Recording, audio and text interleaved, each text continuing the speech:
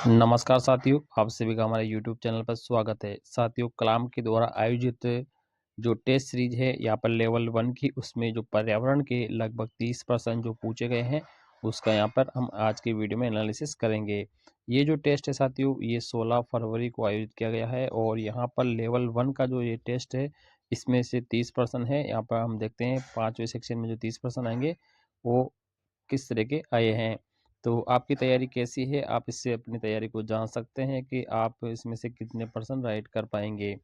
तो यहाँ पर देखो, पर्यावरण का सेक्शन हमारा शुरू होने वाला है और यहाँ पे हम प्रश्न देखते हैं। आप पहले से ऑप्शन को जरूर देख लेंगे। डूंगरपुर जिले के गलियाकोट कस्बे की किस बांध के बनने से डूब क्षेत्र में आने के कारण बहुत से परिवारों को पलायन करना पड़ा था। तो यहाँ पर 4 बांध है: कडाना बांध, माही बांध, सरदार सरोवर बांध और जाखम बांध। तो कौन सा उत्तर सही रहेगा आपका? कडाना बांध बनने से परिवारों को पलायन करना पड़ा था। अगला सवाल है हमारा, तंबाकू किस पादप की पत्तियों से प्राप्त होता है? तो पहला आपका है यहाँ पर पेपरस सोमनिफेरम, दूसरा है अरेका कैटेचू और पाइपर टेम्बेकम और निकोटिना टम्बेकम।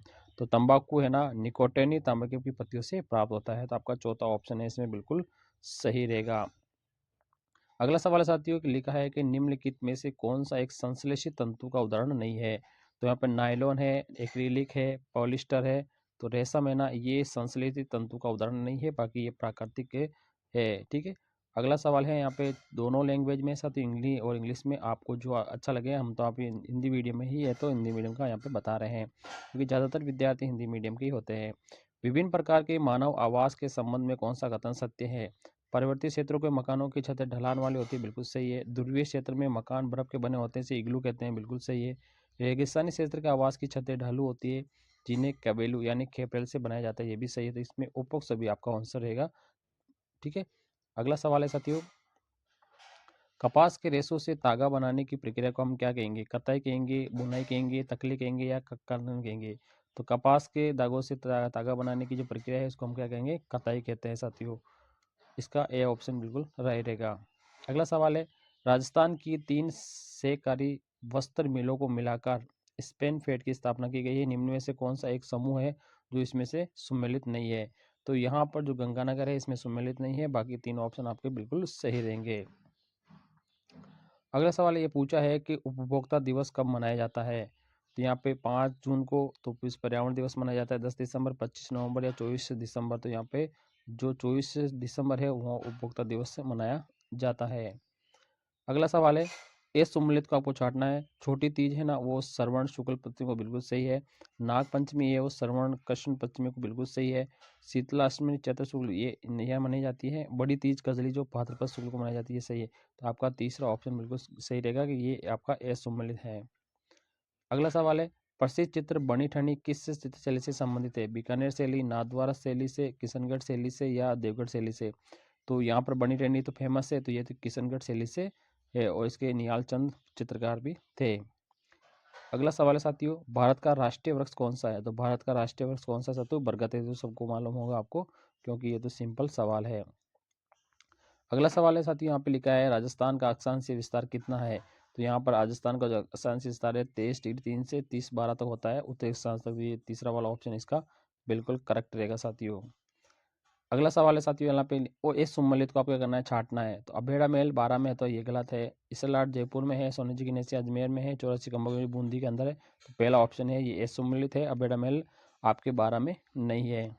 साथियों, कलाम के द्वारा जारी ये प्रश्न पत्र है जो कि 16 फरवरी को आयोजित किया गया था। यहाँ पे लिखा है कि एस सम्मिलित को छांटना है। पैदल क्रॉसिंग के लिए ऐसा होता है, ठीक है, चौराहे के लिए क्रॉस होता है, दाहिनी मोड़ के लिए ऐसा होता है, लेकिन मानव रहित संप्रदाय के लिए ऐसा नहीं होता। ये तो कहिए ट्रेन के लिए होता है। ठीक है, तो ये ऑप्शन आपका बिल्कुल गलत रहेगा, ये एस सम्मिलित है। अगला साथियों, सप्तऋषि तारों का समूह है किस नक्षत्र मंडल का भाग होता है? ठीक है, तो यहाँ पर हर्क्यूलिस है, पिगेसस है, विर्गो है या अर्सा मेजर है? तो यहाँ पर सप्तऋषि तारों का जो समूह है ना, वो अर्सा मेजर के से होता है। तो चौथा ऑप्शन है इसमें बिल्कुल सही रहेगा साथियों। अगला सवाल है हमारा, यहाँ पर लिखा साथियों, सिंचाई के लिए प्रयुक्त एक पहिए नुमा संरचना जिसमें बेलों का उपयोग करते हुए कुएं और बावड़ियों से पानी बाहर निकाला जाता है, उसे क्या कहते हैं? तो उसे आप सभी जानते साथियों, रेहेट कहते हैं। तो पहले ऑप्शन इसका बिल्कुल सही रहेगा। अगला सवाल है, उत्तरी अमेरिका के अलास्का के माउंट मैकिले पर्वत पर चढ़ने वाली प्रथम महिला कौन थी? तो यहाँ पर प्रथम महिला थी प्रेमलता अग्रवाल। ये बिल्कुल आपका सही जवाब रहेगा।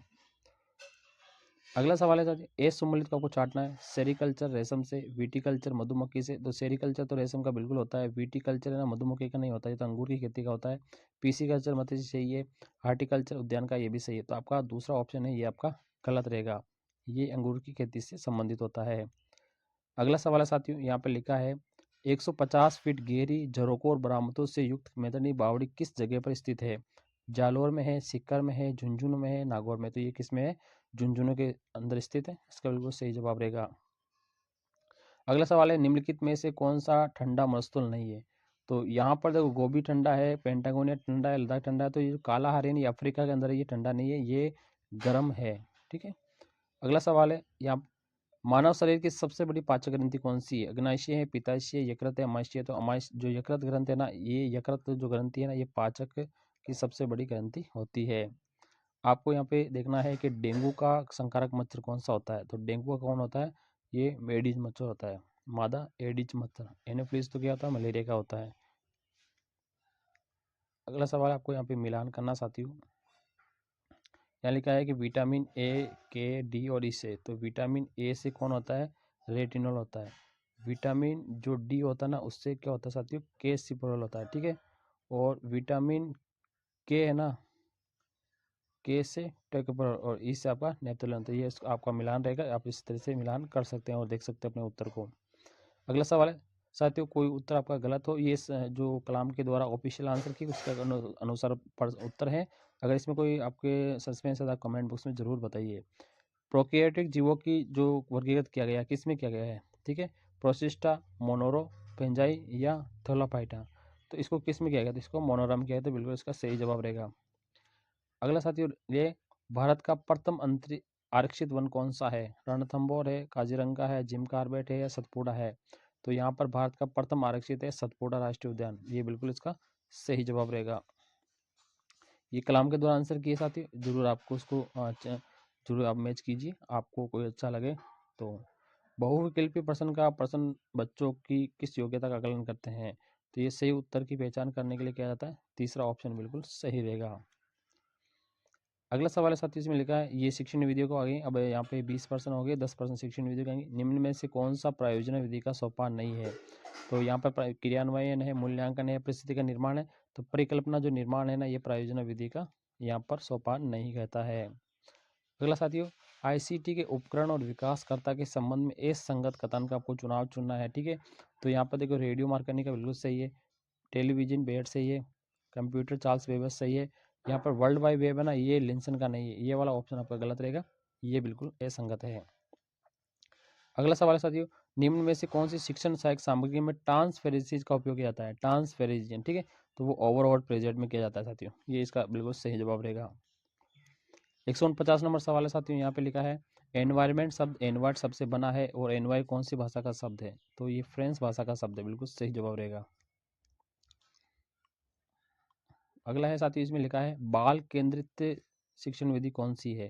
तो खेल विधि और शैक्षिक भ्रमण विधि, ये दोनों बाल केंद्रित विधि है। तो पहला और तीसरा इसका सही जवाब रहेगा, ये वाला डी ऑप्शन बिल्कुल सही जवाब रहेगा। साथियों, ये कलाम के द्वारा यहाँ पे पर्यावरण का मॉडल पेपर था, इसमें लगभग 30 प्रश्न थे। अब 30 में से आपके कितने परसेंट सही हो रहे साथियों? आपकी तैयारी कैसी थी, आपने जरूर जांचा होगा। 30 में से आपके कितने अंक प्राप्त हुए हैं, तो आप इसे कमेंट बॉक्स में जरूर बताइए साथियों। आपकी तैयारी कैसी चल रही है, आप पात्रता क्लियर कर लेंगे या नहीं करेंगे, आपको इससे थोड़ा बहुत अनुमान जरूर होगा। ये कोई ऑफिशियल पेपर नहीं है, लेकिन इससे क्या साथियों, आपको अंदाजन पड़ जाता है कि आपकी तैयारी कैसी है। वीडियो अच्छा लगे तो लाइक शेयर करें। थैंक यू, धन्यवाद।